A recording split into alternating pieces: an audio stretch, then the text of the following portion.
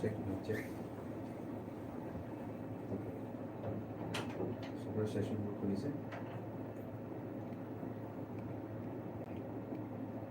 आप लोग super session book खुली से ठीक है सर, ठीक है सर। কোনো ডিস্টারবেন্স না আপনাদের সেশন বুক খুলতে ওকে ঠিক আছে। So good afternoon everyone. Super session book খুলি আছে ন ওকে আপোনালোকে এইটো পাই যাব ৰেকৰ্ডিং চেনেল ঠিক আছে।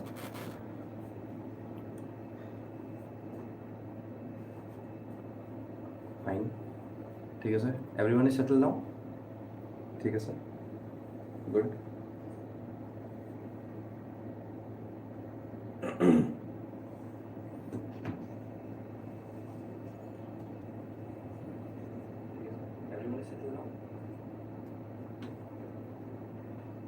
আপোনালোকে অকণমান ইয়ৰফোনছবোৰ লগাই ল'ব ভালকৈ আপোনালোকৰ, so' that the voice is too audible, আৰু ভইচটো যেন আপোনালোকে ভালকৈ শুনে।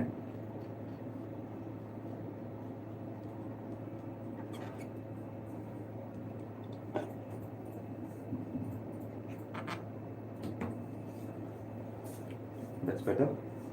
Okay. Chalo, we'll start with. So everyone is settled down? Fine. So we'll start with some of the significant static portions which we tried to cover in the recent past. Okay. Also, because of some of the things associated with the current affairs and things associated with the static affairs, we in certain videos have clubbed the SMMC with the current affairs, and therefore we have tried to bring again the SMMC, which will be a static marathon class that will be going with various number of aspects associated with the static portions that is very much relevant for you in the upcoming times. Okay. অকমান AC ৰিমোটটো কমাই দিলে ভাল আছিলে please, অকমান যদি কমাই দিয়ে অকমান তেতিয়া অকমান বেছি ঠাণ্ডা হ'ব। So probably remote to yate asle but anyways, okay.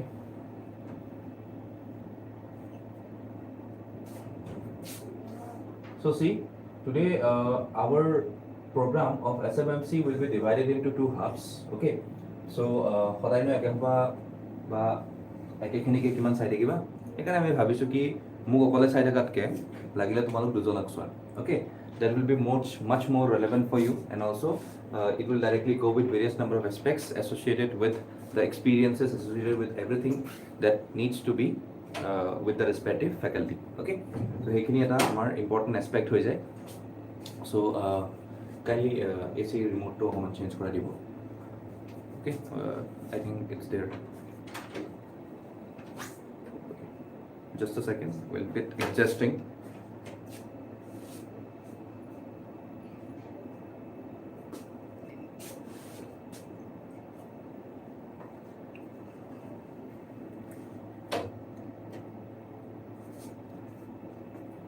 Okay, anyways,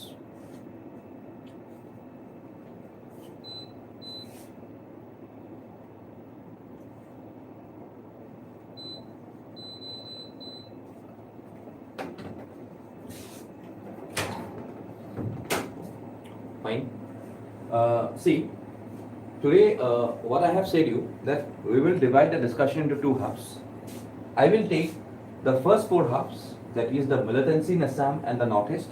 I will take the post of Chief Minister, I will take the post of State Assembly, and then I will be going with the High Courts. So this is the 4 that I will take, and the rest of the elements will be taken off by a different faculty. So we have segregated this into 2 halves. So therefore, when I have to tell you about the militancy in Assam, okay, the first topic going with the militancy of Assam and Northeast, and whenever I am directly referring it to be militancy in Assam, I can directly refer it back to something which is known as insurgency in Assam, and also which can be told as what to be the groups which are associated with these insurgencies. That means some organizations like the Alpha, NDFB, and also we can see various number of organizations which have formed in the recent times in the state. Okay, now today we know that there are various number of significant claims for a state which even after Nagaland, after Mizoram, after Meghalaya, and even Arunachal Pradesh were directly curved out of it.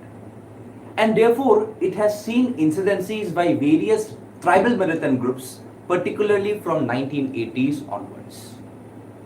And the core demand of most of these groups has been greater political autonomy, primarily through separate statehood demands.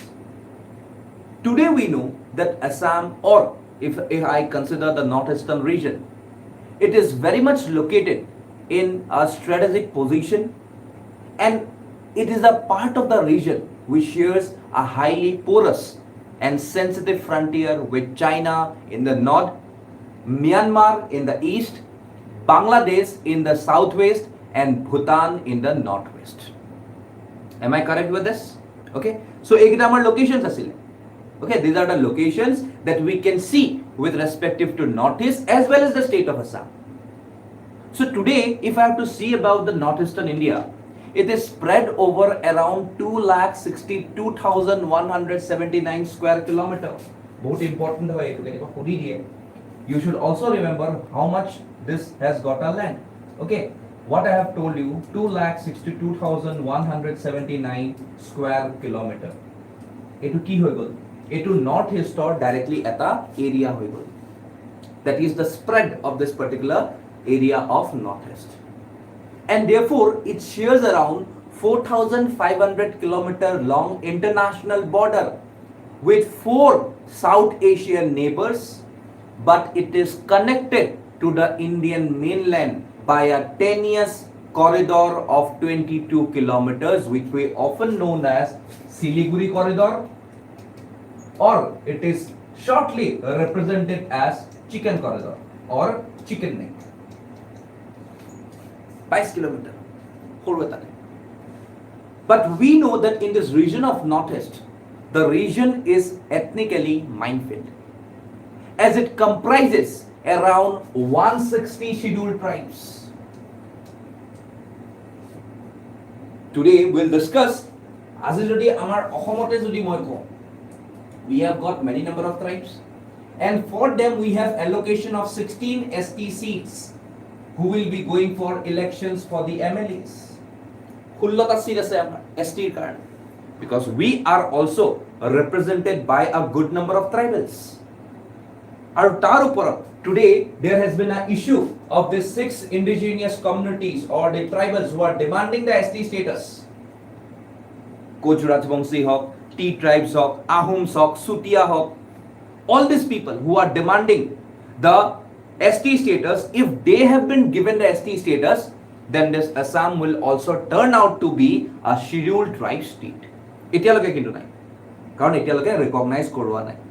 যদি এবাৰ recognise কৰিলে, because they are today represented in the OBC, that is the other backward class, but আজি যদি represent তেখেতসকলক কৰাই দিয়ে in ST, at some point of time we can directly say that Assam will soon turn out to be an ST state. So therefore, if I go back to the insurgency in Assam, I can say that insurgency began in Assam with the birth of the United Liberation Front of Assam, which is known as Alpha. Today, it has been segregated under Alpha I, which is known as Alpha Independent.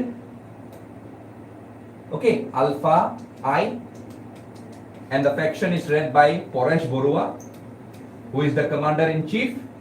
Okay, and we can see there are various number of other alpha groups, Protox, okay, the surrender militants known as Alpha.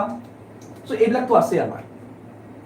So therefore insurgency began in Assam with the birth of United Liberation Front of Assam in 1979. And which is the date? The date is 7th April 1979. Very important date, 7th April. Okay. Just a second.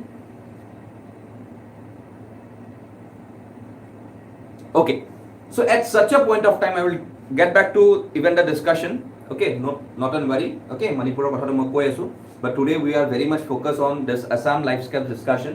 So it was the আকৌ Northeast insurgency to ভালকে লম, so then I will directly discuss. But today I will try to discuss a bit about the insurgency or the not the insurgency actually, the things or elements associated with Manipur. Anyways, now if I comes towards this one, that is the 7th April 1979, this was the date when we can see that some 6 radical Assamese youth, they met at Ronghor, which is the famous amphitheaters of the Ahom royalty, okay, and formed the Alpha, and vowing to fight against the colonial Indian government with the ultimate aim to achieve what? Sovereign and socialist Assam.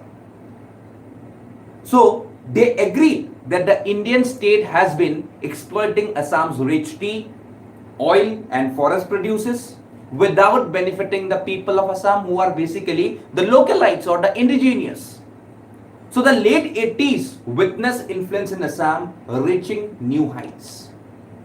And therefore, rebels of the outfit killed, kidnapped, and threatened tea planters and various businessmen in the states. To procure what? To procure funds, to purchase weapons, and to also send its cadets for advanced training in Myanmar, Afghanistan, and various other places. So therefore, a reign of terror prevailed as Alpha assassinated and threatened various businessmen and industrialists across the state. And therefore, alongside 1990s, the government of Assam broke down because the president's rule was implied at that point of time, with a subjugation ban on the United Liberation Front of Assam. So today we have got various tribal, it is more alpha problem to go, which is basically common to all, everyone residing inside Assam.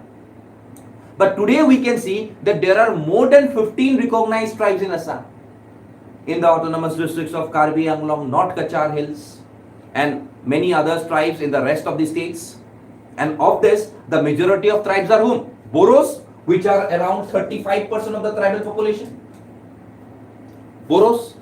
Okay, Tasot kuna hai, Mishinga hai, around 17%, 17.52 thodi lo, Mishing. Then kuna hai, Karbi hai, Karbi kiman ho raha hai, around 11.1%. Okay, then hai kiman, Rabha, 7.6%. Then kuna hai, Sonwal Kochari, kiman hai, 5.6%.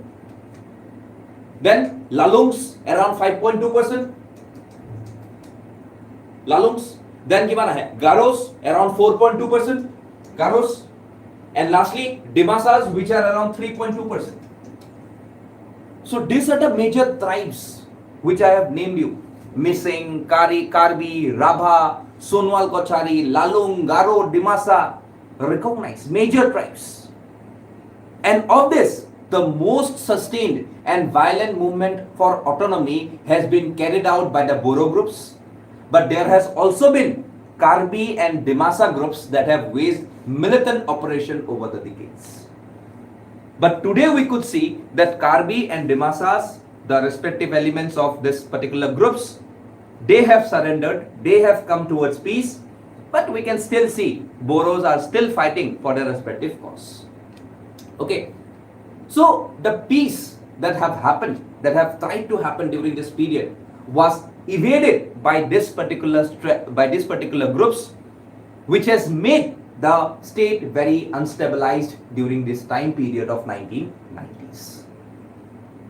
But still, the government, even the groups, and even the state government as well as the central government came up with the Assam Accord, okay, which was a memorandum of settlement, which was signed between the representation of state government, the ASU, as well as the Indian government. And at that time, we know that the Prime Minister was Mr. Rajiv Gandhi.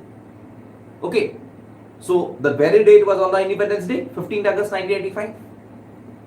And it followed a 6-year hesitation started in 1979, which was led by ASU, and to evade the predominantly the peoples who do not have their indigeneity in this region of Assam. So therefore, today, if I say about even the Boros, so we have seen that a Boro Accord was also signed with the APSU, All Boro Students Union, and that was in 1993, and which paved the way for Boroland Autonomous Councils. But this fell through when the APSU withdrew from it and revived the demand for a separate statehood. Factors and these factors have really said, I am telling you, these factors have really made this region very much of unstabilized. Even if I say about the second Boro Accord, which came around in 2003, which ultimately with the Boro Liberation Tribals, BLTs, and which subsequently led to the formation of the Boroland Territorial Council, BTC, with the jurisdiction of the Boroland Territorial Autonomous Districts, BTAD বুলি কওঁ. But আজি আমি হেতু বস্তু revise কৰি পেলাই BTR কৰি পেলালো, which comprises of districts like Kokrajhar, Chirang, Baksa and Udalguri. মাজতে তামোলপুৰো সোমাই আছিলে বাক্সাৰ ভিতৰত, but এতিয়া তামোলপুৰ আমি বেন কৰি মানে লাইক আমি ডিছবেণ্ড কৰি দিলোঁ as a district. So now we have got these 4 districts. Okay, so therefore today we have seen that after the second borough accord came into prominence with the representation of the BTC, even a third borough accord came into prominence in 2020, which was essentially a truce with 4 factions of the militant National Democratic Front of Boroland, and it extended provisions already in effect through the previous accords by providing more legislative, administrative, executive and financial powers to the BTC. Because obviously when I say a body to be a statutory body, that means it has been recognized by the respective parliament. So therefore the powers to alter the area of BTAD and the notification of the Boro language as an associate official language of the state is within the purview of this particular accord. So tar pisot to amar Karbi ase, tar pisot amar Dimasa ase, ebilakor to issues bilak ase. Today if I say about the Karbi, in 2021 only I can see a settlement which arrived at with 5 militant groups of the Karbi Anglong that was said to have brought Karbi insurgency to an end. 5টা group আছিল, এই 5টা গ্রুপৰ লগত কথা পাতি মেলি আমি কাৰ্বি ইনসাৰ্জেন্সি শেষ কৰিছো. And this Karbi insurgency revolved around the demand for an autonomous state that had taken off in 1980s. And in 2011 also, if I go back, the United People's Democratic Solidarity signed a tripartite agreement and a settlement with the Union and the Assam state government that provided for greater autonomy and special packages to the Karbi Anglong Autonomous Council. And this 2021 settlement further granted more autonomy and provided a special development package of rupees 1,000 crore over a period of 5 years. So, enikuwa nohoy je we are not looking for them. We are looking for them. We are concentrating for them. But yes, there has been a certain number of confusion between both the parties, and if I say about the tripartite parties, central government, state government, as well as this particular groups. So that doesn't mean that you will directly take up arms against the state. So obviously we do not want violence in the state, because obviously if I say about Manipur today, you know what type of violence it has been going through and how peoples are directly getting affected through such number of violence. So even if I say about the Dimasas, so here I will directly take the name of DNLA, with which a tripartite agreement was reached and which was the newest groups to take up the arms in the Dima Hasao district. And the settlement signed with the DNLA now has similar provisions along the lines of the settlement, arrive at which 5 Karbi Anglong groups 2 years ago has also signed. So therefore today if I have to go for the settlements, while settlements with all these active tribal militant groups have been arrived in the recent years, we have also to be seen that history has seen breakaway factions and new groups coming up from this particular original factions. And therefore caution should be exercised, as the possibility of other groups coming into prominence is very much of higher in a country like India, where we have got diversity in opinions even. So therefore New Delhi must set up a North-East Security Council to revise and re-implement whatever the types of policies that are necessary for the security of this particular area. And the biggest challenge of the government remains Paresh Borua, which is basically leading the Alpha I, which continues to hold fast the demand for sovereignty with respect to this region, that is Assam. So it goes to Assam. Okay, so therefore we can see about the Assam-based associations. So আজি এইবিলাক বস্তু আমাৰ কিহৰ কাৰণে হৈছিলে? Because we have got a history of conflicts, be it the regional issues were there, be the gaps at national levels were there. Okay, আজি আমি দেখিছো যে আমি আজি like we are totally discouraged from the mainland India at some point of time. লাহে লাহে এতিয়া বাঢ়িছে অলপ চলপকে engagements black. But at some point of time we have seen that this northeast, this area has been totally neglected. and there has been more number of ethnic tensions, because as I have told you that Northeast has more than 50 ethnic rebel groups. So obviously it becomes very difficult to satisfy the demand of each and every rebel groups. And the communication factor is also there. Communication is very less. Today also we cannot say that every state of Northeast is basically connected via railways. I cannot say that every capital is connected via railways. No, it has a challenging demography, challenging geography. Everything is challenging over here. So therefore, slowly and slowly we have tried to evade out this concept of militancy, and therefore all such areas, all such groups today are directly under talks, and therefore not to escalate the tensions, we are trying our level best to pacify every element associated with this particular regions. Okay. Next, if I say about the Assam Meghalaya Interstate Boundary Agreement 2022. Okay, so you can see this to be Assam and this to be Meghalaya. Okay, clearly it has been represented under this particular phenomenon. So, Assam or Meghalaya. So we know this is Assam. This is the region which is known as the Barak Valley. Okay, so it amar in the state boundary hoy between whom? Assam and Meghalaya. Okay, the line that I am basically drawing. So it amar disputes you can see the disputes. Kamrup Metro all of us. Okay, then we can see the Rivoy district over here. Then we can see the West Khasi Hills over there. Okay, and then we can see the Jaintia Hills with respect to Kachar. So therefore, Assam and Meghalaya have a long-standing disputes in 12 stretches. In 12 stretches. Are we dispute to kyo karne? Aji amar kyo karne amar dispute kar logot nai? Why Assam does not have got dispute with Manipur and with Tripura? Because Manipur and Tripura was never a part of Assam. Okay, but every other state, be it Arunachal over here, be it Nagaland over here, be it Mizoram over here, and lastly be it Meghalaya over here, everyone was a part of Assam at some point of time in the Indian history. So therefore, Assam and Meghalaya have a long-standing dispute of 12 stretches of their 8884 kilometer sheer border. It was ki hoy border hoy between whom? Assam and Meghalaya. 884. And the Assam Meghalaya border disputes are in the areas of what? What I have told you.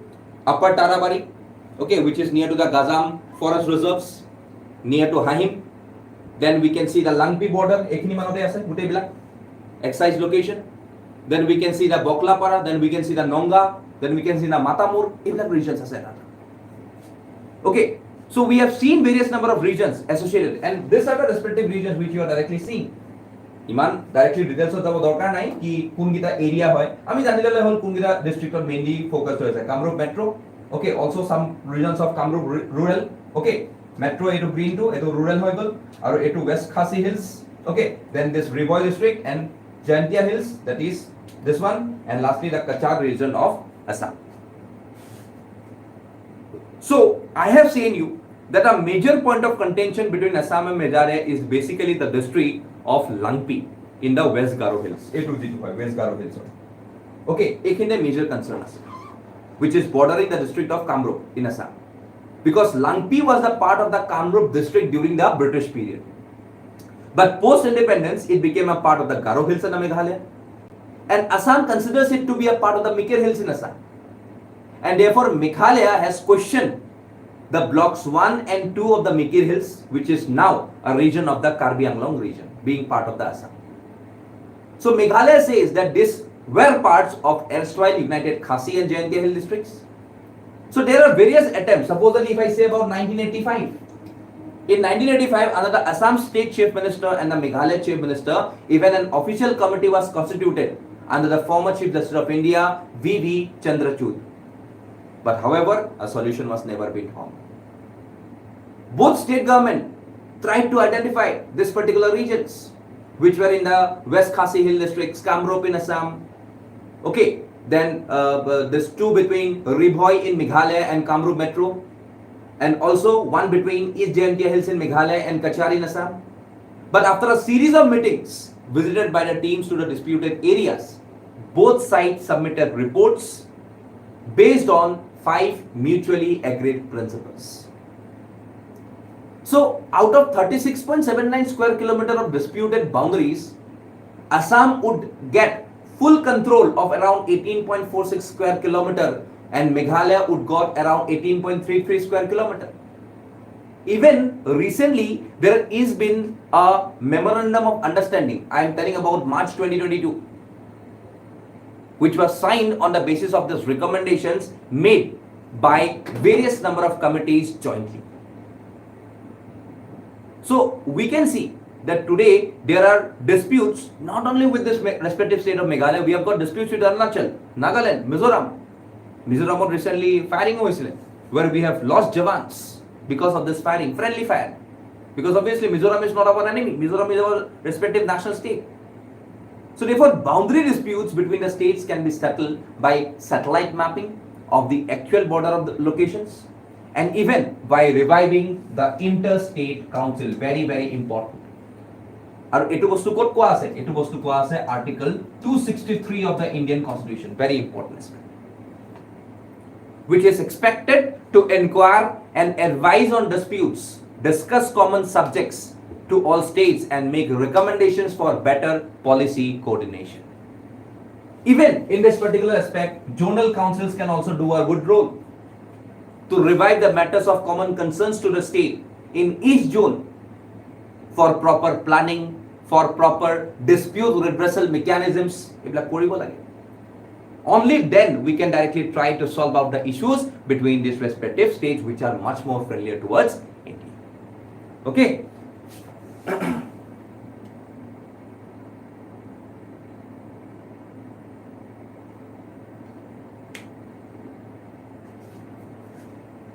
Okay, coming to the next one.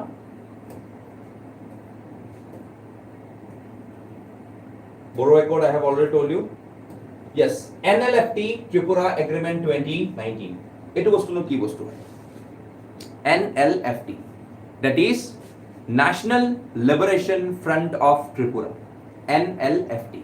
Okay, now if I have to see about NLFT, okay, in this NLFT, which is banned under the Unlawful Activities Prevention Act of 1967, since 1997, has been involved in violence operating from their camps across the international border.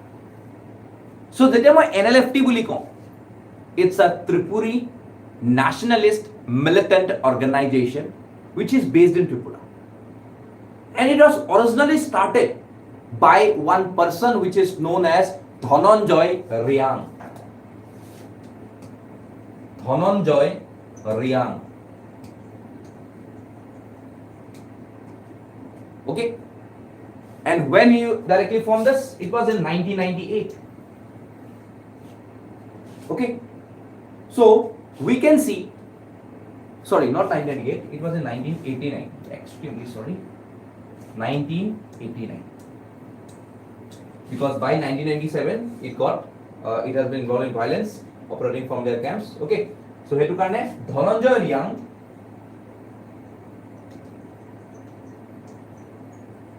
directly established this thing in 1989 because Riang was removed from his position by a coup in 1993, and after this particular coup the group was briefly led by one person who was known as Noyanbasi Jamatia.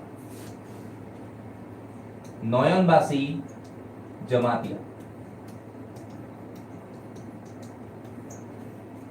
Okay, and then we can see that even there was a command also by one person which was known as Vishwamohan Dev Burma. Vishwamohan Dev Burma.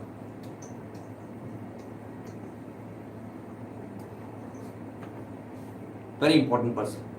Okay, in this particular militant organization. Okay, he holds the same type of element what Pores Borua, what Khaplang holds for regions like Nagaland and Assam. Okay, so it was formed in the aftermath of one of the worst ethnic riots in Tripura with the backing of even the Church of Tripura, and therefore it has estimated 550 to 850 members. Bhabilwa, iman khini manu humai goisile. and it seeks to secede from India, demanding to establish a separate tribal homeland, which is an independent Tripuri state. And it wants to expand what they describe as the kingdom of God and Jesus Christ in Tripura. And it was an active participant in the insurgency of Northeast India, which waged an armed insurgency against this particular government for 2 decades. And it was until now designated as a terrorist organization under the Unlawful Activities Prevention Act. So today if I say about the Vishwamohan faction, যিটোক আমি কৈ আছো NLFT BM bully, NLFT BM, Vishwamohan faction, which was earlier headed by Vishwamohan Devbarma, and in 2017 in a meeting at an undisclosed location selected Subir Devbarma as the new president of the organization, renaming it as the NLFT-SD. এতিয়া এটো কি হৈ আছে? NLFT-SD. NLFT-SD under the name of whom? Under the name of Subir Devbarma. And it was later signed a memorandum of settlement with the government of India to abide by the constitution and join the mainstream on 18th August 2019. And upon the surrender, Mantu Koloi, a second in command, requested the Vishwamohan Devbarma and Ranjit Devbarma engage in talks with the government of India to resolve the crisis. And therefore this was sparked by the Bangladeshi government's crackdown on these hostile groups, and the government there were able to do this by extensively searching the jungles where the organization has got many number of these hideouts. Very importantly, এইবিলাক factors আহে. But যদি মই এতিয়া Devbarma faction to এইটো আছে, যদি মই এতিয়া কওঁ 9 basic factions. So this has approximately 50 sophisticated weapons and 50 persons in collaboration with the groups and around 150 cadres in active duty.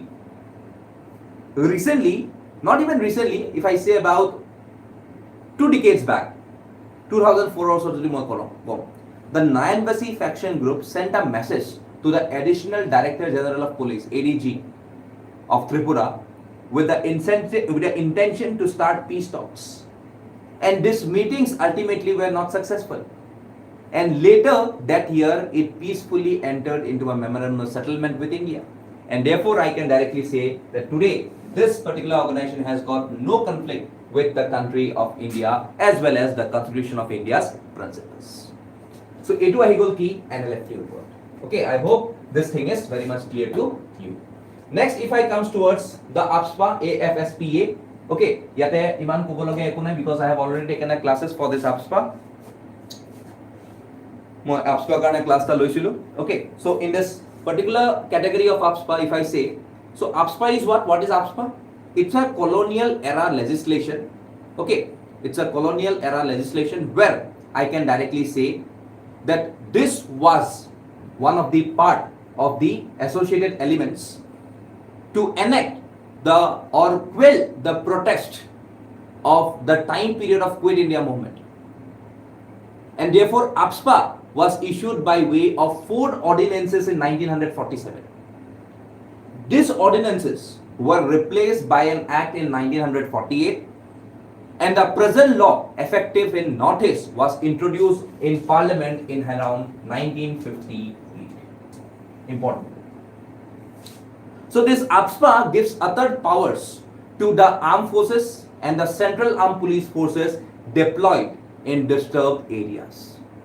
And it allows them to even open fire, even causing death against any person in contravention to the law or carrying out arms and ammunition. Today, if I say about Manipur, Azim Manipurot APSPA 9. And therefore, you have to go for an order made by the governor. It is governor order diya goise.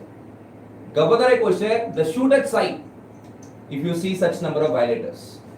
But if APSPA would have remained, then obviously governor would not have seen any number of power.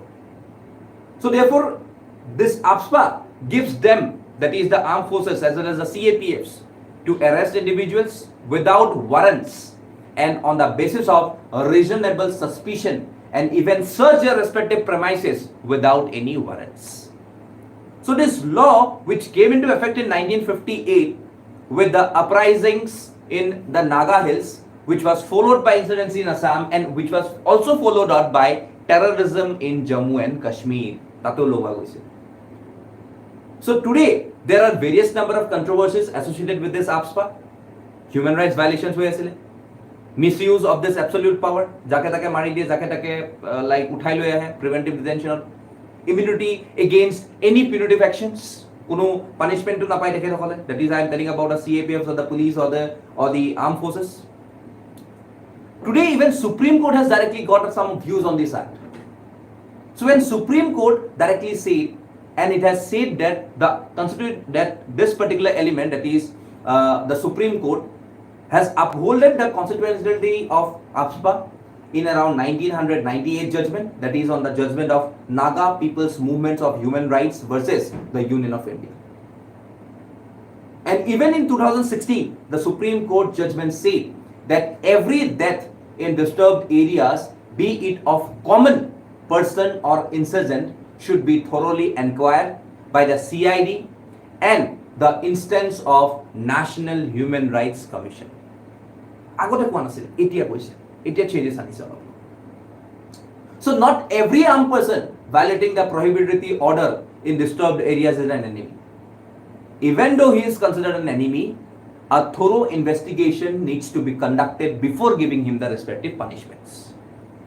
And even if the inquiry finds the victim to be an enemy, a probe should be conducted whether excessive or retaliatory force which was to be used against that particular enemy.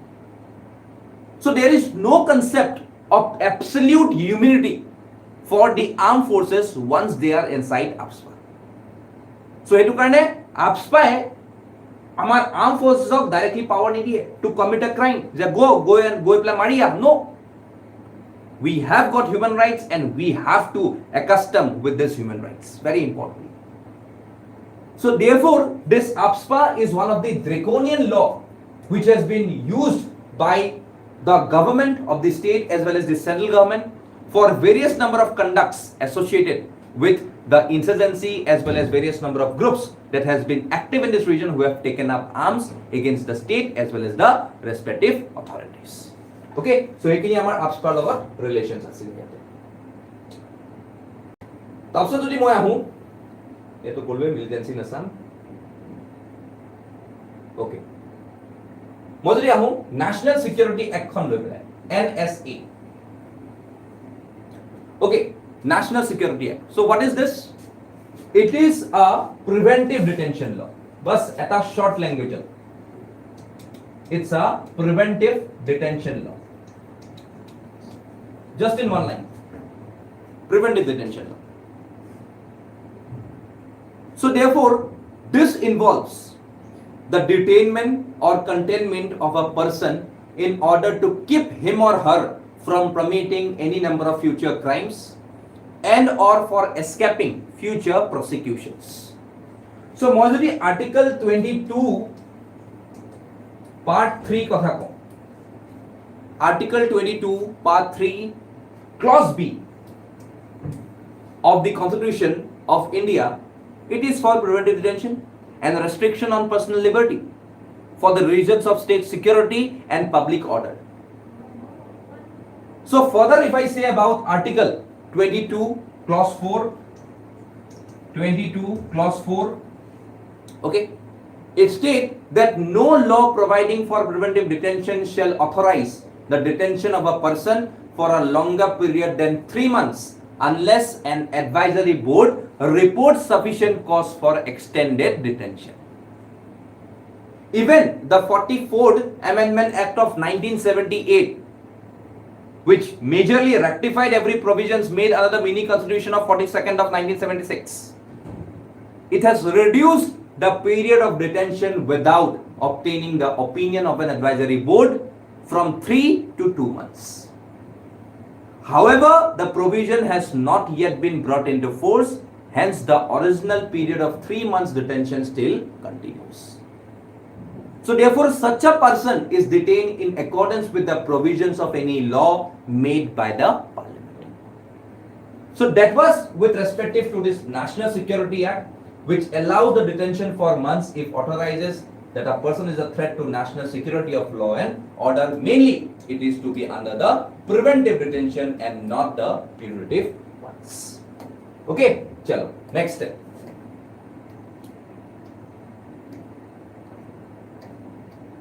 Unlawful Activities Prevention Act, that is the UAPA. Okay, so today if I have to say about the Unlawful Activities Prevention Act or UAPA, okay, so at this category of UAPA, I can directly say that it was passed in 1967, UAPA. And even I could say that this act provides some of these special procedures to deal with terrorist activities, and also amongst other things like unlawful things which is not accepted by the law of the land. So therefore, unlawful activity means what? It's any conduct which constitutes a crime or which contravenes any law, whether such conduct occurred between or after, not between, its conduct before or after the commencement of this act, and whether such conduct occurred in the republic or elsewhere. Etu koeso ami unlawful activity boli. A act khonor eta section ase, section 15. The section 15 of this UAPA defines terrorist act and is punishable with imprisonment for a term of at least 5 years to life. 5 years to minimum. Or tarpsot imprisonment for lifetime. So therefore, in case the terrorist acts results in death, the punishment may be death or even imprisonment for life, which happened in the case of whom? Azmal Kasab. So the act assigns absolute powers to the central government, in which the center redresses an activity as an unlawful, and by an official gazette they directly declares that which type of causes can be replaced with respective to this UAPA. So recently a UAPA amendment is in 2019. Okay, in 2019 an amendment brought into prominence where agote ki korisile eta terrorist group jetialake nohoy tetialake ami UAPA underot amibo noarisil. But today even a terrorist, a person who is directly doing terror elements or any type of unlawful crime, even he can be treated under UAPA. That was a major change brought in 2019. Okay, so that was one of the major criteria. Etur agote ami basically ami eta dekhisilu POTA boli, Prevention of Terrorist Act, which was disbanded in around 2002. Tarpsot ami UAPA to bahut koni provisions ami kumai dilu. So that was one of the major aspects why we need to have in favor of this UAPA. Hekana amak UAPA to lage to make our country much more stabilized against any radical elements or any radical thoughts. Amak lage important. Okay, so that was one of the important aspects of this UAPA. Okay, DNL kotha kolwe. Okay, yate since signer kotha aise agreement to, so ekhini mo koisilwe walke sai loba pisot PDF to. Okay, now coming towards some of the autonomous councils. Okay, kisuman autonomous councilor kotha kom hoy. So now if I have to say about the autonomous councils, I can directly say that autonomous councils are some of the body, okay, where every elements, eta ase statutory body, eta ase autonomous councils, aru ami eta ko ami development council, ketiba autonomous council, development council ekalage buli ekoi. Okay, so eta ase ki directly recognized under Schedule 6 of the Indian Constitution. Assam, Meghalaya, Mizoram, Tripura, Schedule 6. Okay, aru hetu amar tintai ase. Eta Boro, aru eta Dimasa, aru eta Karbi Anglong.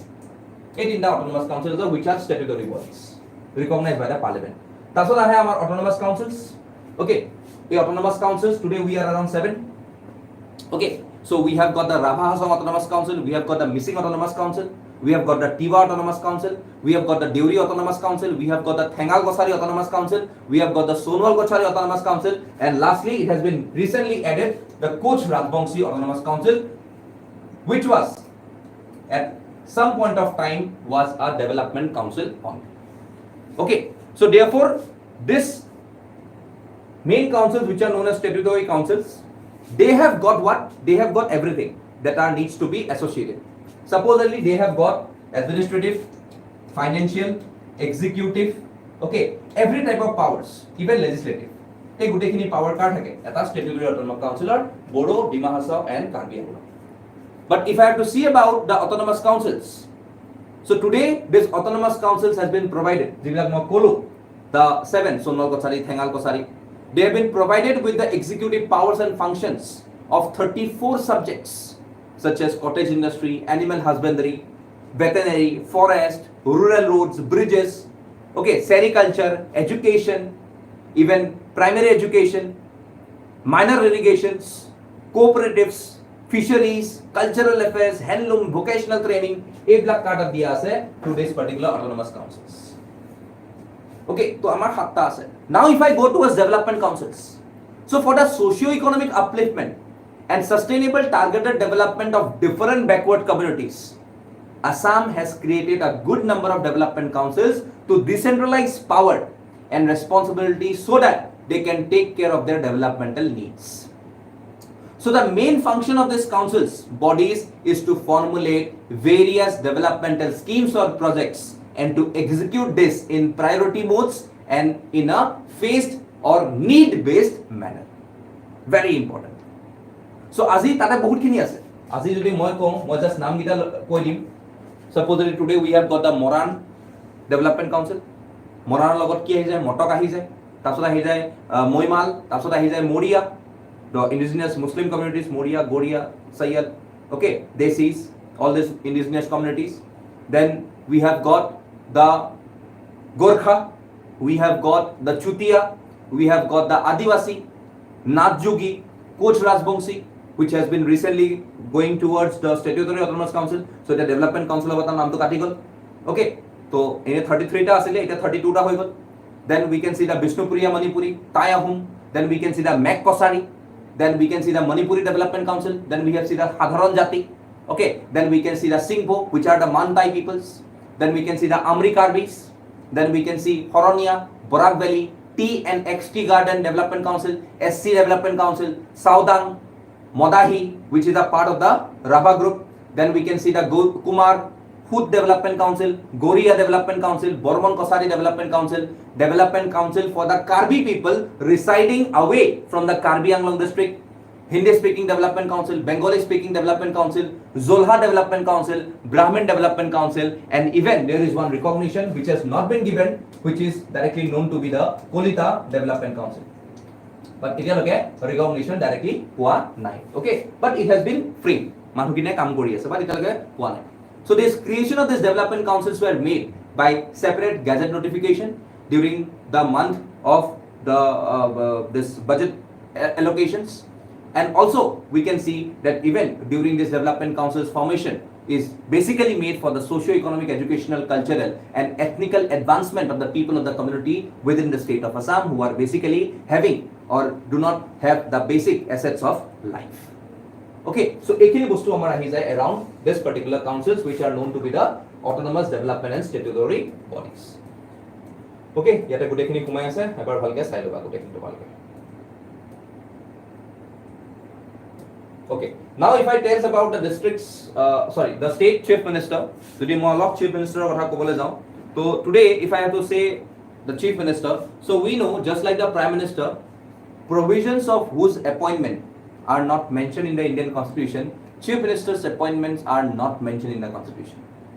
And according to the article 164 of the Indian constitution, governor appoints the chief minister. However, the governor cannot appoint any random person as the chief minister, but it has to follow a respective provision. That is, whoever is a leader of the party that has got the majority of the votes in the assembly elections is appointed as the chief minister of the respective state.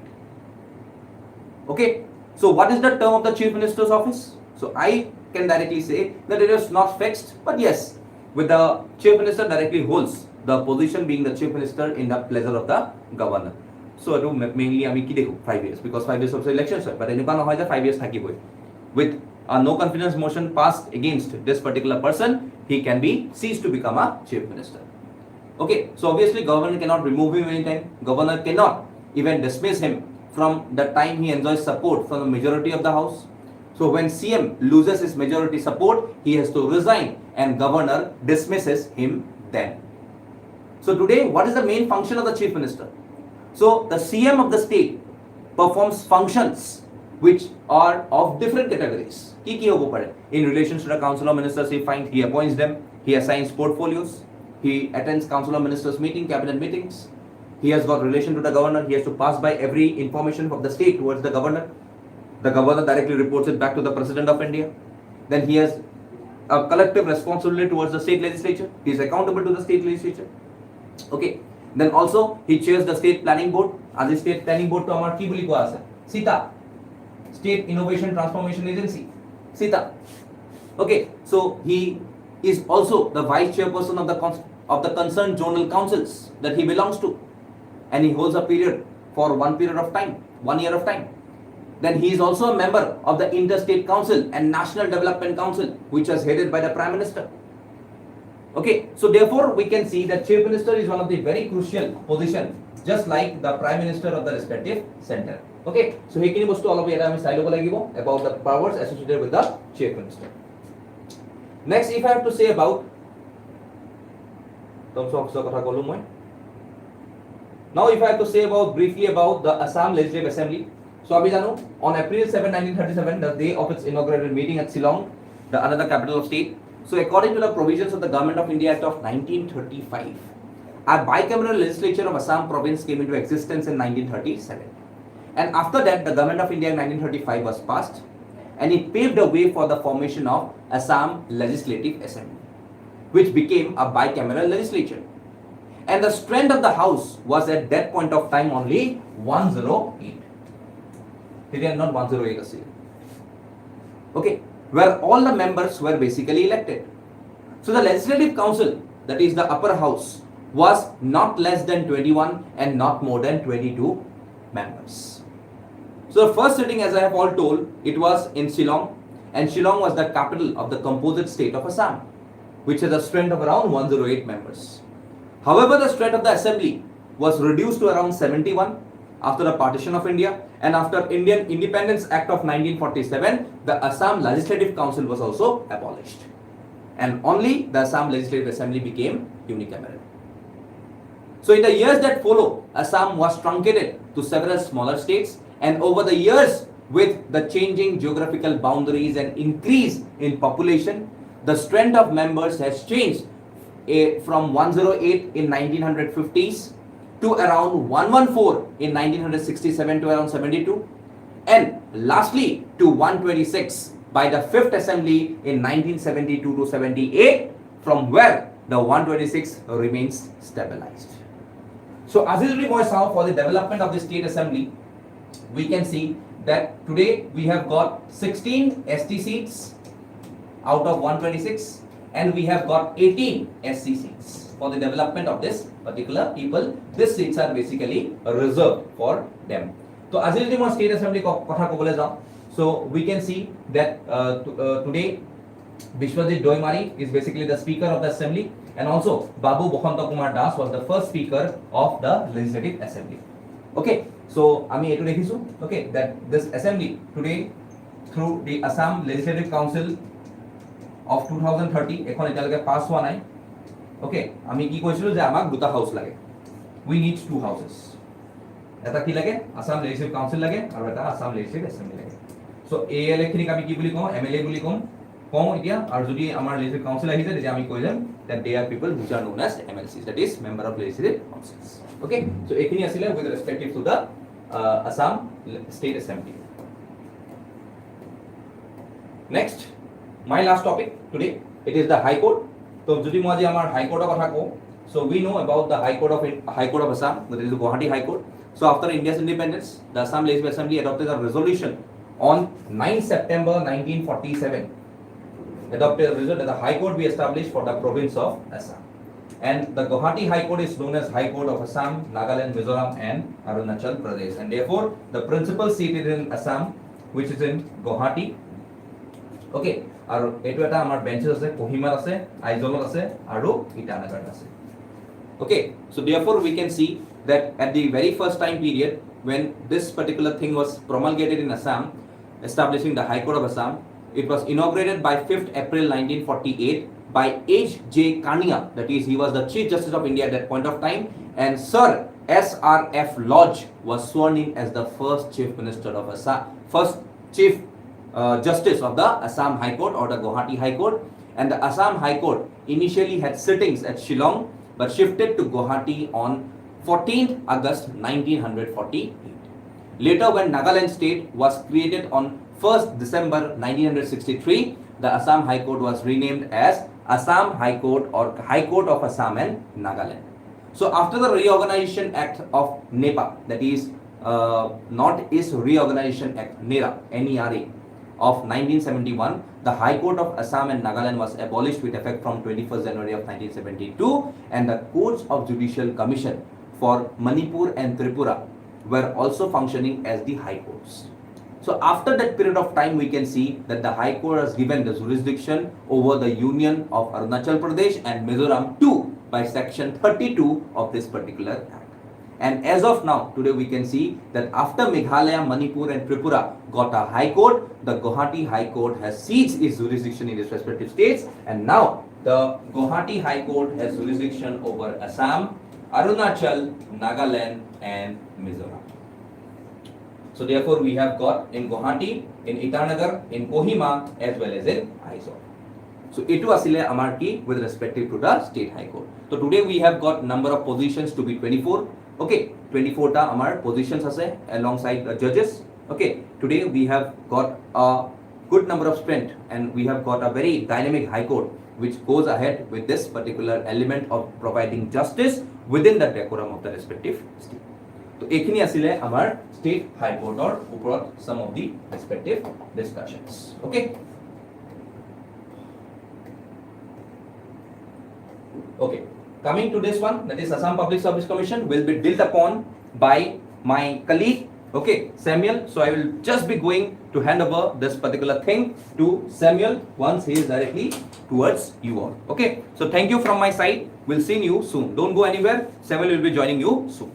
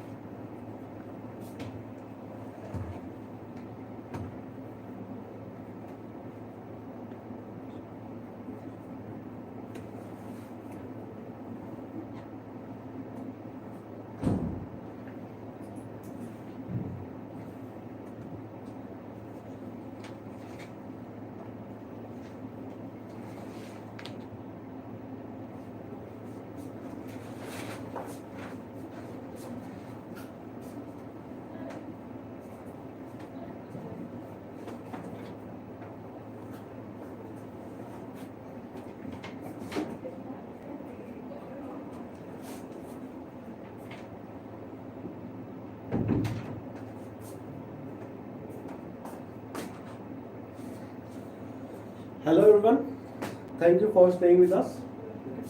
So I'll resume from now, okay? So then thank you for to Japul sir for guiding you all until here, okay? From now onwards, I'll walk you through the rest of the slides, okay? So let's start with APSC, Assam Public Service Commission. Yes, you're right. This is the exam, okay, that you are preparing for, okay? This exam conducted by Assam Public Service Commission, okay? So let's talk about Assam Public Service Commission, the committee, okay? So I hope আপোনালোকে already ইয়াৰ কাৰণে already আপোনালোকে ready হৈছে, okay? ইয়াৰ কাৰণে already answer আপোনালোকে ready কৰি ৰাখিছে, right? Because APSC related commission related question আহা chances বহুত বেছি আছে। যদিও মেইনছত যদি question নাহে, then there is a high probability that APSC related question আপোনালোকৰ interview সুধিব পাৰে, okay? So আপোনালোকে just এটা overview at least আপোনালোকে জানি থব, okay? So আমাৰ এইখিনি যেতিয়ালৈকে static part আমাৰ discussion আছে, so we decided that APSC is very important, so APSC portion এটা আমি ইয়াতে add কৰি ৰাখিছো, okay? So let's start. The Assam Public Service Commission came into existence on 1st April 1937 in accordance with the provision of the Government of India Act 1935. Okay, Government of India Act 1935 or provision of our APSC to ana hoisile. Okay, established kora hoisile with Mr. James Hazlitt, retired ICS officer from London, as its first chairman. So APSC যদি আমি চাও তেতিয়ালে এই কমিশনটোৰ first chairman কোন হয়? Mister James Hazlett, okay? Mister James Hazlett. কিন্তু আমি যদি চাও আমাৰ অসমৰ বা আমাৰ ইন্ডিয়ান কোন আছিল for the very first time যিনা নেকি APSC কমিশনাৰ আছিল, তো হ'ল mister Kameshwar Das, okay? Mister Kameshwar Das তেখেত আছিল ফ্ৰম 1948 to 49 লকে আছিল, 48 to 49, okay? Kameshwar Das তেখেত আছিল। So he was the first person, first Assamese or first Indian, okay, যোনে নেকি APSC কমিশনৰ চেয়াৰম্যান আছিল, ঠিক আছে? Also তাৰ পিছত 1949 ৰ পিছত চলিহা আহে, okay?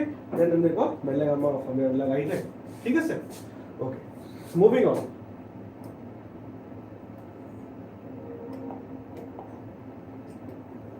So এতিয়া আমাৰ কারেন্ট চেয়ারপারসন তো কোন হয়? শ্রী ভারত ভূষণ দেব Chowdhury, IAS or retired IAS, is the current chairperson of APSC, okay?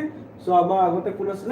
Rajiv কুমাৰ আছিল, নহয় জানো? ৰাজীৱ কুমাৰ তেখেত আছিল, তেখেতক ৰিপ্লেস কৰি পেলাই এতিয়া ভাৰত ভূষণ দেৱ, okay? তেখেত আছিল। আগতে কোন আছিল? ৰাজীৱ কুমাৰ বড়ো। Next, the provisions relating to the Public Service Commission have been laid down in the Chapter 2 of Part 14 of the Constitution. Okay? So, Part 1, Part 2 ke ase amar UPSC or APSC both duta humai ase code Part 14 of. Okay? 315 or par arambho hoy, noy jano? Ko tate ase apnalokor Part 14 of amar UPSC APSC kotha bilak tate dia ase. Okay? The governor of the state appoints the commission's chairman and members. So, chairman and members বিলাক কোনে appoint কৰে? Definitely আপোনালোকে গম পায়, গভৰ্ণৰে কৰে, okay? The chairman or any other commission member may hold office for a term of 6 years or until they reach the age of 62, okay? So chairman or term to হৈ গ'ল 6 years বা 62 বয়স হোৱালৈকে, okay? But definitely তেখেত যদি আগতে resign কৰে তেতিয়াও resign কৰিবলৈ পাৰে, okay? So তাৰো এটা প্ৰচিডিউৰ আছে, right? Okay, let's talk about the function of APSC. So APSC কি কৰে আপোনালোকে সকলোৱে জানে, আপোনালোকৰ APSC exam টো আপোনালোকে কন্ডাক্ট কৰি আছে for example, right? চলো, so recruiting ত ইহঁতে help কৰে। So recommending applicants for direct recruitment to the state government's various services, okay? Advising the government on the standards to be used in determining whether an officer is qualified for promotion. ঠিক আছে? So আপোনালোকে যেতিয়া নেকি মেইনছৰ কাৰণে যদি APSC report আহি যায় তেতিয়া হলে আপোনালোকে ফুল সেন্টেন্স এনেকা লিখি থাকিব নালাগে, ডেফিনেটলি, ওকে? সো আপোনালোকে এই সেন্টেন্সেস বিলাক কি কৰিব? অলপমান শর্ট কৰিবলৈ আপোনালোকে ট্রাই কৰিব, ঠিক আছে? নেক্সট পইণ্ট যদি আমি চাও, to counsel the government on any disciplinary issues involving employees of the government that fall under the purview of the commission. Okay. Next, what we have to conduct departmental examinations for government services. Okay. Very easy to understand. I don't think you need any explanation regarding these points, right?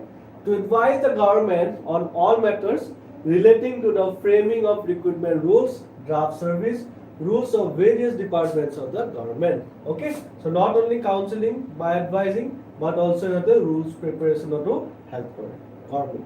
Okay, so to advise the government on the method of recruitment to the civil services, advice correct. To advise the government on matters relating to protection and fixation of pay. So সিহঁতে কিমান salaries পাব, allowances পাব, সেইবোৰতো সিহঁতৰ advice কৰে. Okay, in respect of government service who were initially appointed based on the commission's recommendation. ঠিক আছে? So pay allowances এইবিলাক গোটেই সিহঁতৰ আছে. Okay. Next যদি আমি চাওঁ district administration. Okay. Territories of the state of Assam. Okay. On and from the appointed date, the state of Assam shall comprise the territories of the existing state of Assam other than those specified in sections 5, 6 and 7. Okay, so minorities are কাৰণে যিখিনি দিয়া আছিলে, okay, সেইখিনি জায়গা বাদ দি পেলাই গোটেইখিনি আমাৰ অসমৰ টেৰিটৰি ভিতৰতে পৰিব আৰু আমাৰ অসমৰ স্পেসিফিক্যালি এডমিনিষ্ট্ৰেচনৰ ভিতৰতে পৰিব. Okay, districts of Assam, important statistics and information যদি আমি চাওঁ, Assam is a not, okay, actually one, just hold on. Okay,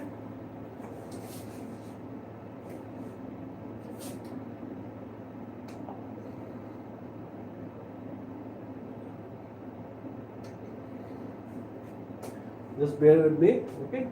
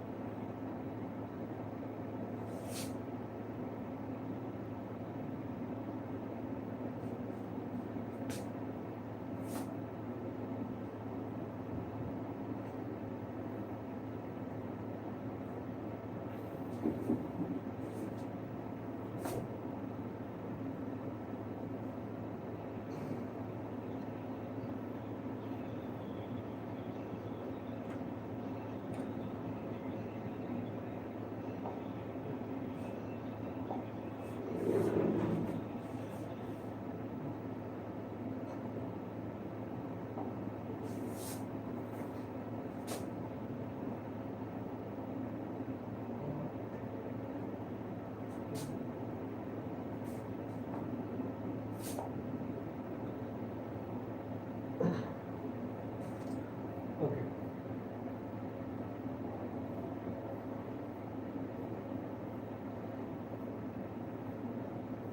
So আমি district administration কথা পঢ়ি আছিলো.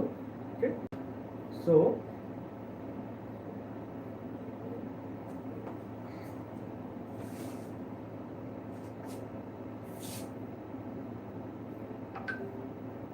I think this all have been covered by Jaypur sir. Okay. Okay, district administration. Okay.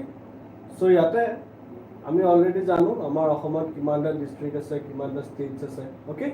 So আমাৰ total কেইটা আছে, 31টা district আছে, right, বৰ্তমান. So আকৌ হলনি হৈ থাকিব পাৰে. So ৰিসেন্টলি আমাৰ যেটো আমাৰ ৰিঅৰ্গানাইজেচন হ'ল, okay, তেতিয়া আমাৰ ডিস্ট্ৰিক্টস বিলাকৰ তাৰ পিছৰ পৰা এতিয়া আমাৰ 31টা এগেইন আছে.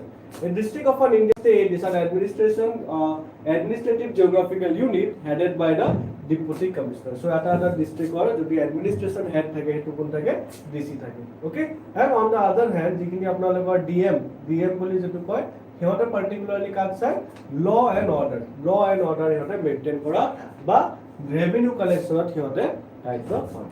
Okay, the DC is assisted by a number of officers definitely, right? So আপোনালোকে ফিউচাৰত গৈ পেলাই আপোনালোকেও হেৰি হ'বগে, তেতিয়া আপোনালোকৰ প্ৰমোশন হয় best of luck. Okay, so আপোনালোকে ডিসি বনিব পাৰিব.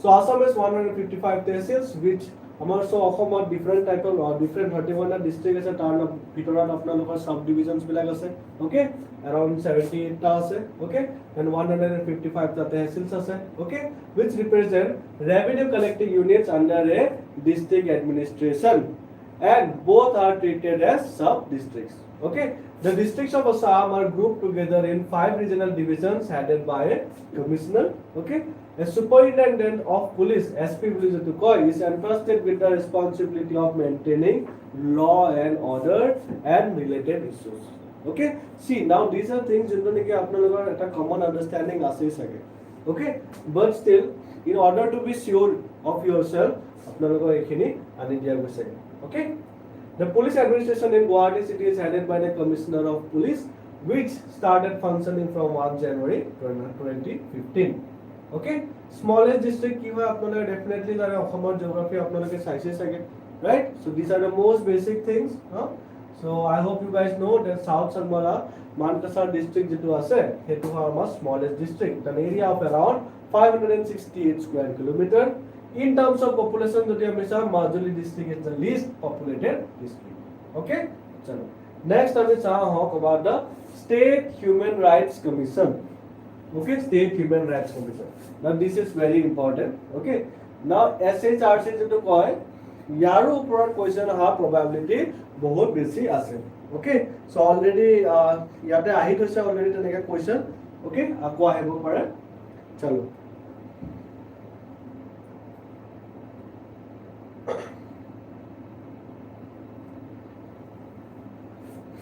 chalo let's continue. The National Human Rights Commission NHRC of India was established on 12th October 1993. The statute statute boli koise je tar mane ki hoy etu eta statutory body hoy right etu kono constitution directly enka mention nai but etu anise establish hoise with the help of an act okay so a act to naam particularly jodi ami sao Protection of Human Rights Amendment Act 2006 okay so amar eta center data levelot ase center levelot NHRC ase right আর তাৰপিছত আমাৰ state levelot SHRC ase right so Mr. Anup Kumar Mishra তেখেত হৈ গল আমাৰ current NHRC Anup Kumar I hope আপোনালোকে জানে এবোৰ see you are preparing for APSC means গটিকে আপোনালোকে পেপাৰত এবিলাক নাম পায়ে থাকে সাগে নিউজ পেপাৰটো পঢ়ি থাকে right so Anup Kumar Mishra তেখেত হৈ গল আমাৰ বৰ্তমান চেয়াৰম্যান NHRC okay similarly আমাৰ অসমৰ যেটো আছে Aftab Hussain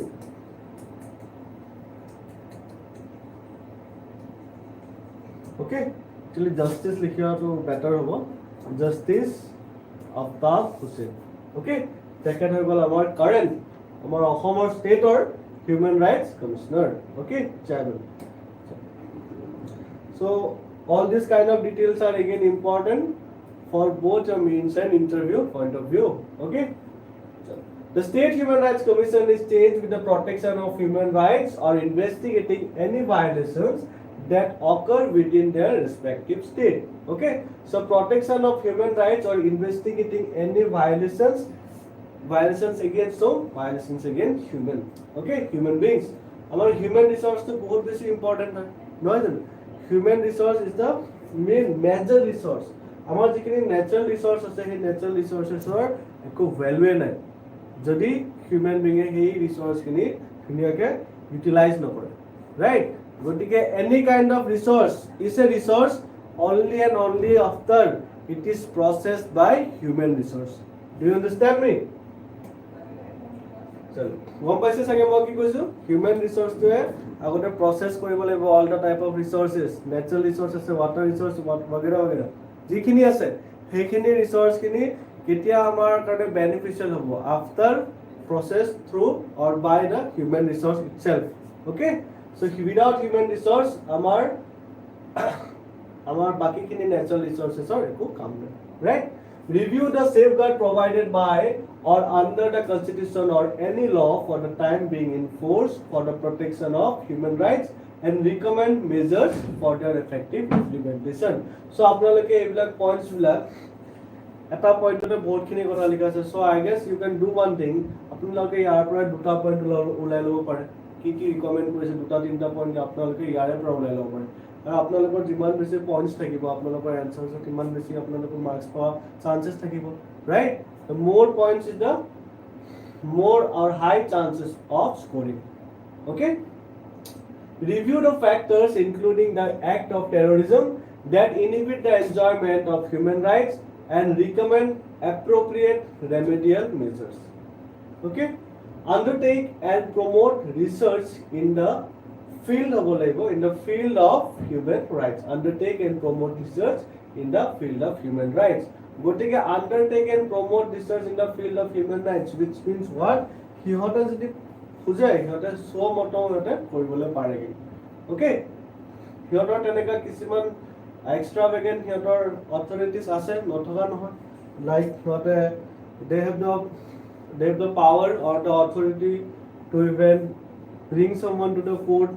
Okay, spread human rights literacy among various sections of the society and promote awareness of safeguards available for the protection, media seminar and other available means. Okay, so awareness or khetroto NHRC by SHRC nijor kaamবোৰ কৰি থাকে. So these are functions of SHRC. Encourage the efforts of non-governmental NGOs and institutions working in the field of human rights. So সিহঁতক encourage কৰে, right? য'ত যিমানখিনি পাৰে also সিহঁতে help provide কৰে, right? Such other functions as it may consider necessary for the promotion of human rights. So not only that, but there are বেলেগ functions বিলাকো আছে. Okay? Now, next one more is State Election Commission. Okay? The State Election Commission Assam was constituted in May 1994 under provisions of the Article 243K and 243ZA of the Constitution. Okay? State Election Commission. So just like আমাৰ যেনেকা আমি about the State Human Rights Commission চালো তেনেকুৱা আমাৰ State Election Commissioner হয়, but সিহঁতৰো এটা center head এটা আছে. Okay? So তাতে আপোনালোকৰ Chief Election Commissioner বিলাক থাকে নহয় জানো? Chief Election Commissioner বিলাক থাকে. So বৰ্তমান যদি আমি চাওঁ তেতিয়াহ'লে Chief Election Commissioner আমাৰ recently current affairs ৰ এটা part হয়. Okay? Rajiv Kumar. Okay? Rajiv Kumar তেখেত এবাৰ নতুনকে জয়েন কৰিছে as a Chief Election Commissioner. Not of Assam but of India. Okay? Rajiv Kumar. So I hope you know that. Okay? Rajiv Kumar তেখেত এবাৰ recently join কৰিছে. Okay? As a Chief Election Commissioner of India. আমাৰ অসমৰো recently join কৰিছে, right? Mr. Nitin Khare. Nitin Khare তেখেতো IAS আছিলে. Okay? Mr. Nitin Khare তেখেত এবাৰ অসমৰ Chief Election Commissioner বা Electoral Commissioner বুলিও কয়. Okay? Electoral Commissioner বুলিও কয়. Okay? Moving on. The responsibilities are as follows: superintendence, direction and control of preparation of electoral rolls for and conduct of all elections in the panchayats and municipalities. Okay? I hope আপোনালোকে এই পইণ্টটো জানে already. Okay? So the State Election Commissioner shall consist of a State Election Commissioner to be appointed by the respective governor of a state. So ultimately সিহঁতক appoint কোনে কৰে? Governor কৰে. Okay? The State Election Commissioner must carry out its duties in order to hold elections for a total of 15 local bodies within the state. আমাৰ অসমৰ কথা যদি চাওঁ তেতিয়াহ'লে total 15টা local bodies ৰ ইলেকশ্যনৰ কথা চাই আছে. Okay? State Information Commission. It is State Information Commission. Okay? The State Information Commission is very important. Okay? RTI and all সেইবিলাক point of view দি নহয় জানো? Right to information. 2005 যেটো ওলাইছিলে, right? So সেইটোৰ পৰা আমাৰ গভৰ্ণমেণ্টৰ যিটো ট্ৰান্সপাৰেন্সি আছে আমাৰ গভৰ্নেন্স সেক্টৰটো বহুত বেছি ইমপ্ৰুভ হ'ল, right? Accessibility, transparency এইবিলাক আমাৰ গভৰ্ণমেণ্টৰ বহুতখিনি ইমপ্ৰুভ হ'ল. So let's study about the State Information Commission. Okay, so State Information Commission যদি চাওঁ, the state government will announce the foundation of the State Information Commission in the Gazette. So আমাৰ Gazette কোনে আমাৰ announce কৰে? State government কৰে. One state chief information commissioner SCIC and no more than 10 other state information commissioner SIC shall be employed by it and by the governor only. Okay, ইহঁতৰ ক্ষেত্ৰটো কোনে কৰিব? Appoint governor কৰিব.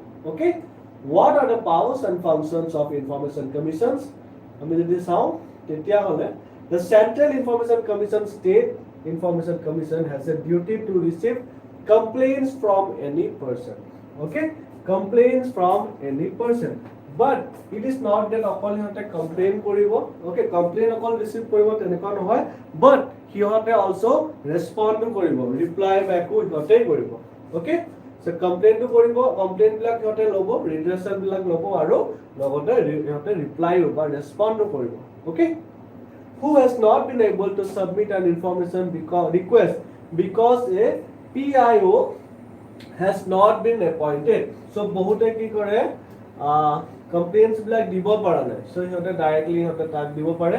Okay, বা সিহঁতে CIC এ directly ল'ব পাৰে বা SCIC এ directly ল'ব পাৰে from any individual or a company or an organization যোনে নেকি এজন PIO পোৱা নাই.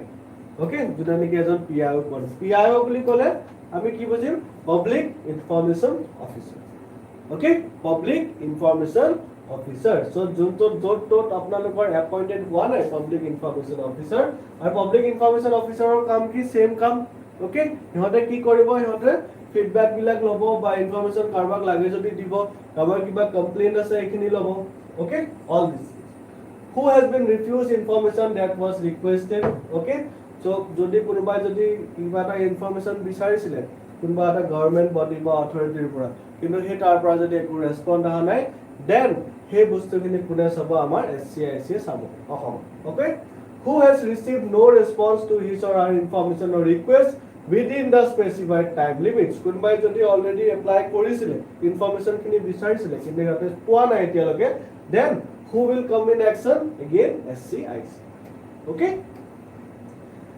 who thinks the fees charged are unreasonable? Okay, so কিছুমান ফিজও থাকে, হয় না? So সেই ফিজ বিলাক যদি unreasonable থাকে তেতিয়া again they can consult SCIC. Okay, who thinks information given is incomplete or false or misleading?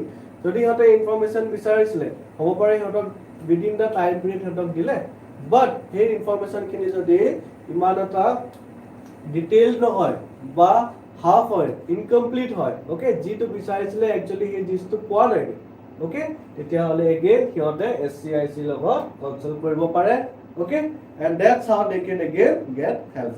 Okay, next, any other matter relating to obtaining information under this law. Okay, so এনে ধৰণৰ আমাৰ rules বিলাক আছে, okay, functions বিলাক আছে under SCIC. Power to order inquiry if there are reasonable grounds. CIC or SCIC will have powers of civil courts as well. So powers of civil courts as well. Okay, so আমি এতিয়ালৈকে কি বুজিলো that through PIO যদি appointment নহয়, এটা যদি PIO যদি appointed কৰি থোৱা নাই for such information taking and giving, okay, তেতিয়াহলে মানুহবিলাক directly SCIC লগত contact কৰিব পাৰে. Okay, আৰু যদি সিহঁতে they are not happy, okay, সিহঁতে যদি ফুলফিল হোৱা নাই সিহঁতৰ ইনফৰমেশন খিনি যিখিনি উইচ কৰিছিলে তেতিয়াহলে সিহঁতে SCIC সিহঁতে হেল্প ল'ব পাৰে. Okay, and PIO যদি থাকে তেতিয়াহলে it's very good. Okay, PIO পিছে আমাৰ বৰ্তমান PIO টো হৈ গ'ল আমাৰ আব্দুছ সালাম. Okay, অসমৰ যিটো আমাৰ কাৰেন্ট PIO আছে এইটো হৈ গ'ল আব্দুছ সালাম. Okay, so let's move on.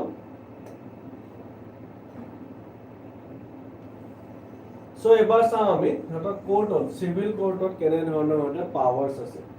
Summoning and enforcing attendance of persons, compelling them to give oral or written evidence. Okay, so কাৰবা কোনবা অফিচাৰ লেভেল মানুহ হলেও they have the power, SCIC or CIC have the power to summon them to the court. Okay, courtত হতে হাজৰি দিব লাগিব আৰু সিহঁতে এটা answer লৈ আনিব লাগিব সিহঁতক যিটো বিচাৰা গৈছে সিহঁতক যিটো বিজনেছৰ কাৰণে সিহঁতক মাতা হৈছে সেইখিনি সিহঁতে কৰিব লাগিব requiring the discovery and inspection of documents okay inspection वगैरह documents और সিহঁতে নিজেই কৰিব okay SCIC receiving evidence on affidavit requisitioning public records or copies from any court or office issuing summons for examination of witnesses or documents okay any other matter which may be prescribed okay so far what we have understood is that जो SCIC আৰু CIC যেটো আছে হিহঁতৰ যেটো powers আছে authority আছে হেখিনি কোৰ্টছৰ civil কোৰ্টছৰ লকেও extend হৈ গৈ okay and under that they have the above kind of mentioned powers okay all records covered by this law including the covered by exemptions must be given to CIC SCIC during inquiry for examination okay power to secure compliance of his decision from the public authority includes providing access to information in a particular form okay so teneka ke authority bilake keneka ke hotak information dibo lebo particular form directing the public authority to appoint a PIO or APIO where none exists so PIO eta hente heri koriboi lebo appoint koriboi lebo okay jodi nai okay publishing information or categories of information so information like hey hisabe apnaloke jodi sai each and every our government or ki ajikali transparency bhal hoar karone ajikali ki hoise hanta websites bilakon hanta continuously di thake update di thake right jiman khini pare hanta di thake and they are still working on it definitely we are still in the live stage right so etia ami nascent stage ot asu otike ami still develop kori asu but আপোনালোকে দেখা পাব device number of websites বিলাক আছে সেই websites বিলাকত আমাৰ অসম গভৰ্ণমেন্টৰ কি বহুত কেটা ডিপাৰ্টমেন্ট আছে সেই ইচ এন্ড এভৰি ডিপাৰ্টমেন্ট কেটা নিজৰ ষ্টেটাস বিলাক আপডেট কৰি থাকে ওকে এন্ড ডেফিনেটলি যিখিনি চেন্টাৰৰ আছে সিহঁতেটো ৰেগুলাৰলি আপডেট কৰি থাকে আমাৰ অসমৰ খিনি অলপমান টাইম লয় ওকে বা গ্যাপস হয় বাট ষ্টিল সিহঁতে আপডেট কৰি থাকে okay so making necessary changes to the practices relating to management, maintenance and destruction of records, okay, enhancing training provision for officials on RTI, okay, so RTI যেটো আছে 2005 or tar যেটো provisions খিনি আছে হেতুৰ কাৰণে training ও কোনে দিব SCIC বা CIC এ দিব okay seeking an annual report from the public authority on compliance with the law required to compensate for any loss or other detriment suffered by the applicant okay gotike suppose manu ejone information bisarote teketor bahut kini samoy nosto hoise also teketor financially bahut kini hote tekete drained hoy gise okay while just trying to take out some information from the particular authority okay so ekhini jaga teketok compensation o dia hobo okay remuneration o hatok dia hobo okay it impose penalties under this law or reject the application okay so penalties eta impose koribo pare ba application eta reject koribo pare it is not like apuni any kind of information bisai thakibo all the time apni information bisai thakibo nuisance way jodi bisai thake then it might be rejected application to reject hoy jabo and a proper way eta ase he proper way di apunaloke information to seek koribo lagibo right so jodi SCIC বা CIC jodi bisare jodi hote say that no that your application is not very good okay tetia hole hote reject kori dibole hotor authority ase okay so hetu hoy gol apnalogor SCIC ba CIC okay next let's talk about Assam Panchayat okay Assam Panchayat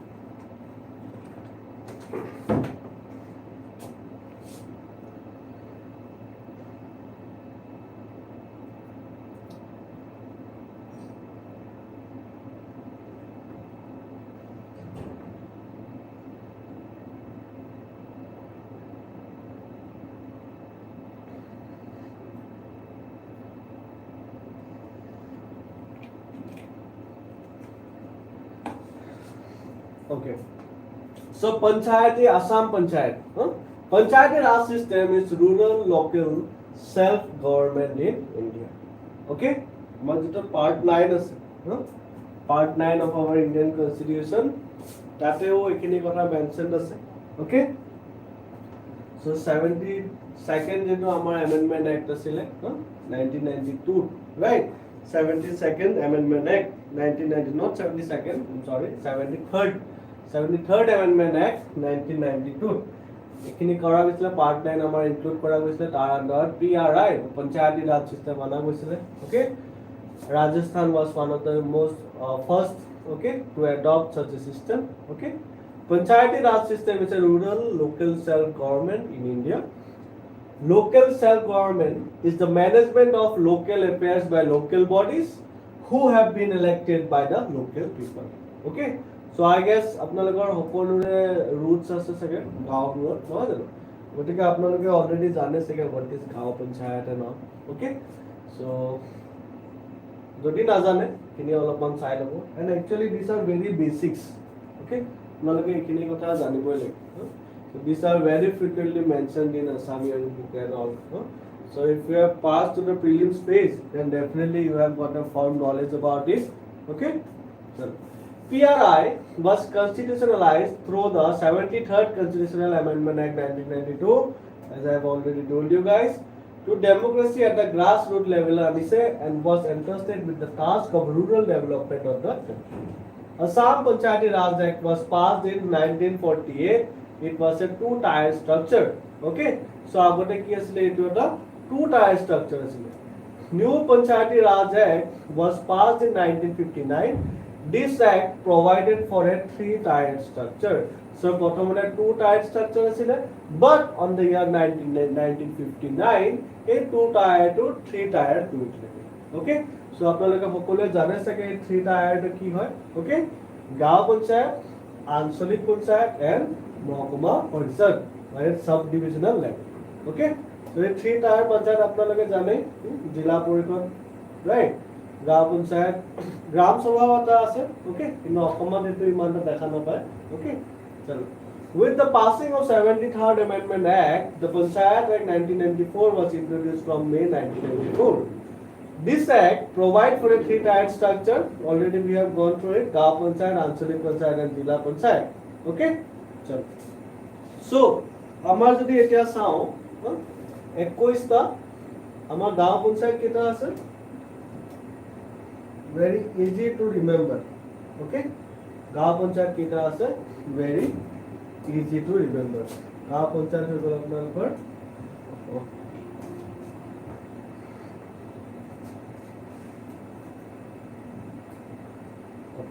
গাঁও panchayat 2202 okay গাঁও পঞ্চায়ত কেইটা আছে 2202 আঞ্চলিক পঞ্চায়ত 182 জিলা পৰিষদ 21 182 sorry not 182 it should be 185 okay 185 আঞ্চলিক panchayat okay 2202 গাঁও panchayat and জিলা পৰিষদ আমাৰ কেইটা আছে বৰ্তমান 21টা আছে okay so এইটো হৈ গ'ল আপোনালোকৰ থ্ৰী টায়াৰ স্ট্ৰাকচাৰ যোনটো ইনিশিয়ালি নাছিলে but in the year 1956 এখিনি কৰা হ'ল okay so moving on the first panchayat election as per the Assam Panchayat was held in December 2001 and constitution of all three tiers of panchayat ketia hoisile 2002 okay according to Assam Panchayat Act 1994 a three-tier system with Jila Parishad has been introduced. So Assamor jodi kotha patu tetiale Assamot ki hoisile Assam Panchayat Act in the year 1994 he aisile. Okay, so apnaloke agor kini mark kori dibo because ekini entirely for India kora hoisile. But Assamot eta neki introduced hoisile particularly Assamor legislature passed hoisile it was the year of 1994. Okay, providing rural infrastructure and socio-economic growth opportunities for the poor people in rural areas is Assam Panchayat's main objective. Okay, so main objective amar bahut khini ase Assam Panchayator. Okay, tare bitor main focus to ki ase local self rule, right? Local self governance. Eto ase amar main objective ba aim.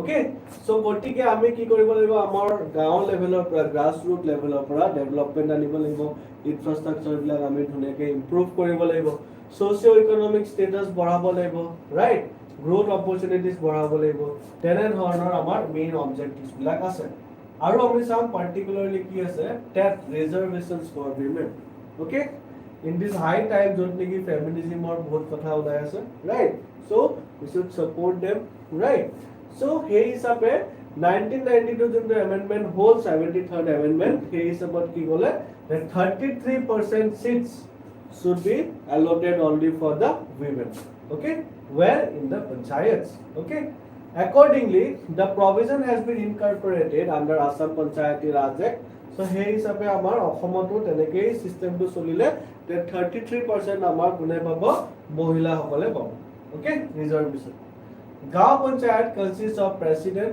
directly elected by the people গাঁও panchayat okay first vice president থাকিব ওকে members of GP OLA থাকিব members actually 10 members but it also depends on panchayat to panchayat okay role of গাঁও পঞ্চায়ত যদি আমি চাও কমো থাকিব পাৰে আমি বিষয়টা ওকে preparation for annual plans এতিয়া এখিনি important what is the main role objective to আমি গম পালো ওকে বাট হিয়তৰ আৰু কৰে কি preparation for annual plans and budgets for the গাঁও পঞ্চায়ত area so পঞ্চায়ত এখনত হিয়তৰ যেনেকা আমাৰ গভৰ্নমেন্টৰ যেনেকা বাজেট থাকে ৰাইট আমাৰ ইন্ডিয়ান গভৰ্নমেন্ট ষ্টেট গভৰ্নমেন্টৰ যেনেকা বাজেট থাকে তেনেকা আমাৰ পঞ্চায়ত বিলাকৰো থাকে ৰাইট so annual budgets বিলাক plans বিলাক হিয়তে prepare কৰে okay mobilization of reliefs of natural calamities okay for example flood and all right maintenance of essential statistics of villages so village to demography ityadi hebla kune rakhibo maintain kune koribo gaon panchayat bilage koribo okay besides that aru hotor bahut role bilak ase